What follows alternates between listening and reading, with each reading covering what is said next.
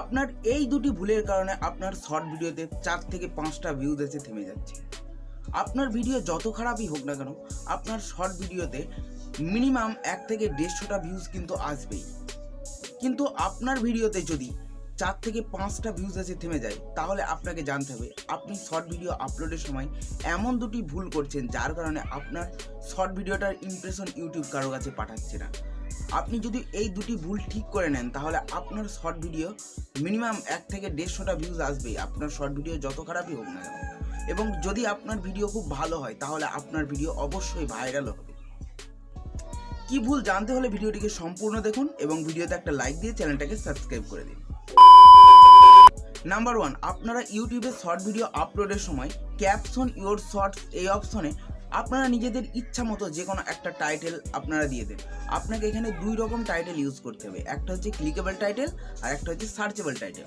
আপনি একটা clickable title দিতে পারেন মানুষকে আকর্ষণ করার জন্য, সেই সঙ্গে সঙ্গে আপনাকে একটা সার্চেবল টাইটেলও দিতে হবে।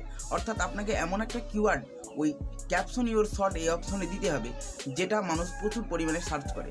এবং আপনি যদি একটা সার্চেবল টাইটেল দেন, তাহলে কি হবে, ইউটিউবে গিয়ে যখন আপনার ওই টাইটেলটা লিখে কেউ সার্চ করবে, তাহলে আপনার এই শর্ট ভিডিওটা তাদের সামনে শো করবে এবং সেখান থেকে আপনার ভিডিওতে কিন্তু ভিউজ আসবে। নাম্বার 2, আপনি যে ভুলটা করেন সেটা হচ্ছে ইউটিউবে শর্ট ভিডিও আপলোডের পর আপনি ইউটিউব অ্যাপ্লিকেশন ওপেন করে আপনার চ্যানেলটাকে ওপেন করেন এবং আপনি আপনার শর্ট ভিডিওটাকে প্লে করেন না, ঠিক আছে, কিন্তু শর্ট ভিডিওটাকে কভারটা বা থাম্বনেলটা কিন্তু আপনি বারে বারে দেখেন, বারে বারে চ্যানেলে গিয়ে দেখেন ওটাকে। আপনি যতবার আপনার চ্যানেলটা ওপেন করে ওই ভিডিওটাকে দেখবেন, ততবার কিন্তু ইউটিউব একবার করে ইমপ্রেশন কাউন্ট করবে।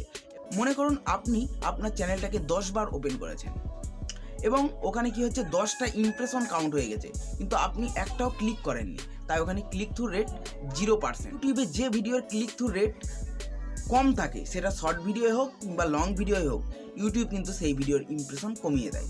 তাই আপনি যদি ওই ভিডিওর পারফরমেন্স দেখতে চান, তাহলে আপনি ইউটিউব স্টুডিও অ্যাপ্লিকেশনে গিয়ে ওই ভিডিওর পারফরমেন্সটা দেখতে পারেন, কিন্তু ইউটিউব অ্যাপ্লিকেশনে আপনার চ্যানেল ওপেন করে দেখবেন না।